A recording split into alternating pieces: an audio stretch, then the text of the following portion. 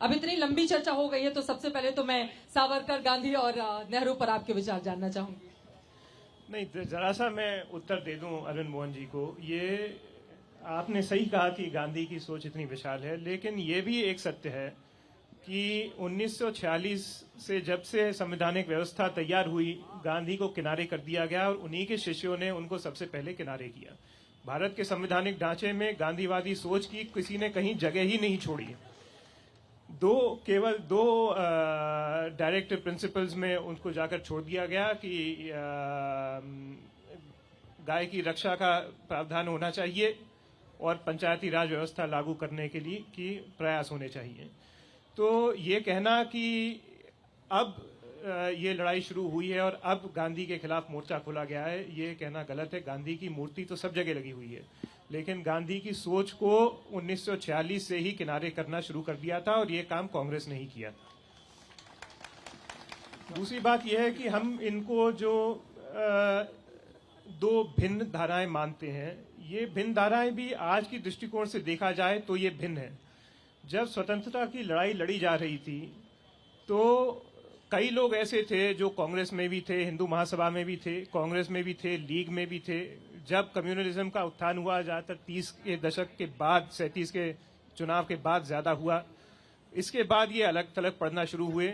और इसके बाद भी अगर हम एक टाइम देखें सेपरेशन की, तो ये सेपरेशन 50 के दशक में हुआ, जब कांग्रेस का, जिसको राइट विंग कहा जाता था, वो पटेल के देहांत के बाद अलग हुआ, अलग थलग पड़ना हुआ। और उसमें कई नेता थे, चाहे आप पुरुषोत्तम दास टंडन को देखें, चाहे आप संपूर्णानंद को देखें, कई नेता ऐसे हैं जिनको आज अगर हम पढ़ें, आज अगर हम देखें, तो उनकी सोच आज की हिंदूवादी सोच से कोई ज्यादा भिन्न नहीं थी। वो तब भी कांग्रेस में थे और कांग्रेस का एक बड़ा हिस्सा एक तरह से हिंदूवादी सोच से के साथ सहमत था।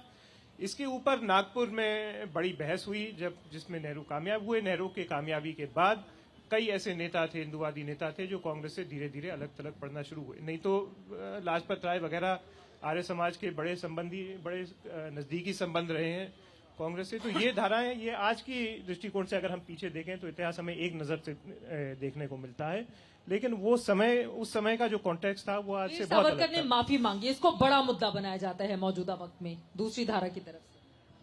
लेकिन ये एक प्रश्न है जिसका मतलब कोई औचित्य नहीं है। माफी मांगी भी तो उससे, अगर हम कह देते हैं हाँ हम माफी मांगी, तो उससे हमें आज की तारीख में क्या मिल जाता है?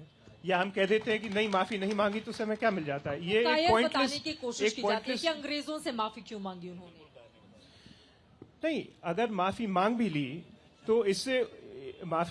ली तो इससे उनका जो पुराना योगदान था वो खत्म तो नहीं हो गया। और अगर माफी नहीं मांगते, वो 10 साल और जेल में रहते, तो उसका भी कोई ये औचित्य नहीं है। ये प्रश्न ऐसा, ये एक रेड हेरिंग टाइप क्वेश्चन है, केवल कंट्रोवर्सी बनाने के लिए, केवल एक इशू बनाने के लिए ये प्रश्न है। इस प्रश्न के उत्तर से मेरे ख्याल से एक इतिहासकार के रूप में कोई ऐसा इतिहास को समझने में कोई मुझे नहीं लगता कोई योगदान।